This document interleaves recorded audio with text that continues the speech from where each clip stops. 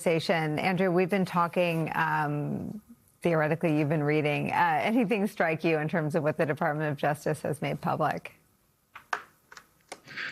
I want to turn to something that you said at the outset, which is that we're going to look for what's in there, but we're going to also look for what's not in there.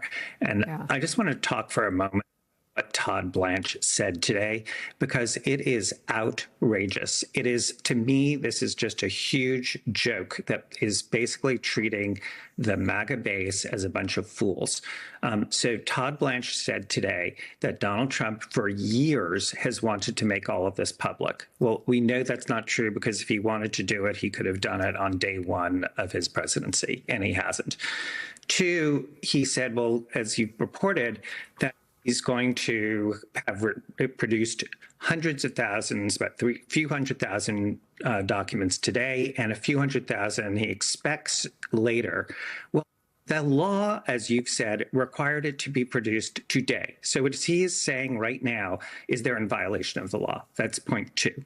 And then I did a little math, because in September of this year, the Department of Justice put out an official statement that said there's nothing to see here, and they've gone through the 300 gigabytes of information. Well, a few hundred thousand and a few hundred thousand does not equal 300 gigabytes.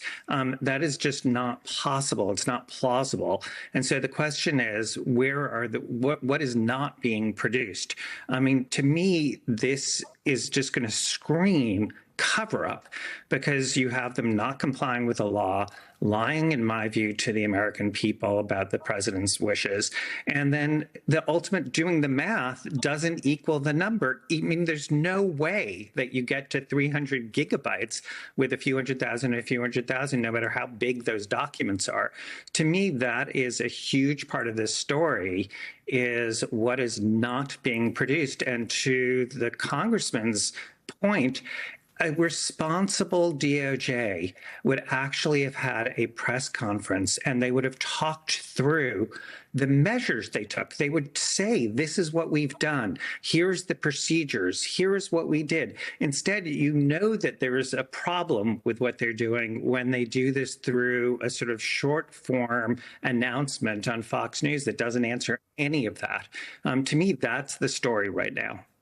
Well, and on your point about volume, I mean, I think the person who first started talking in press interviews about 300 gigabytes of data was Kash Patel on Joe Rogan's podcast.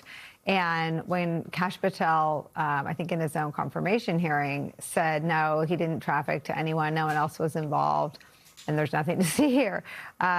I think it was Joe Rogan who said, what do they think, we're all babies? I mean, the lies that have been told about the volume and the substance will either be proven as lies or the truth will come out today. And it seems, Andrew, that what you're seeing so far in terms of the lack of volume that is being released is that the cover-up continues. Yeah, I mean, look, there's only one reason Todd Blanche went on TV now, is because somebody had to be the fall guy for like explaining why they're not complying with the law and saying, you know, this is what we're doing. But it is just unbelievable that nobody at the Department of Justice felt like, that they're public servants working for us and thus owe us answers. And two, we're just going to be, give a sort of thorough recitation of what Congressman said. If there's delays, at least explaining that, but saying what exactly is being produced and what is not being produced. One of the things that I'm going to be looking for is, I've been very focused on the quality of the investigation that was even done in this case, because Todd Blanche has said another thing, which is that the documents that we have so far that came from the estate are ones that the Department of Justice did not have. I mean, Mary McCord and I talked about this because we're sort of career DOJ people. That is investigation 101, that you would have the documents from the Epstein estate. I mean, it's just unbelievable they didn't have them. And so you're going to be thinking, what else did they not get? And who did they not interview? For instance, is there an interview report of Donald Trump, among many others, not just him? But why wouldn't you interview him. And so that's one of the things that if it's not in there, you're going to be asking yourself either A, does it exist but not been turned over? Or B, if he wasn't interviewed, why on God's green earth wasn't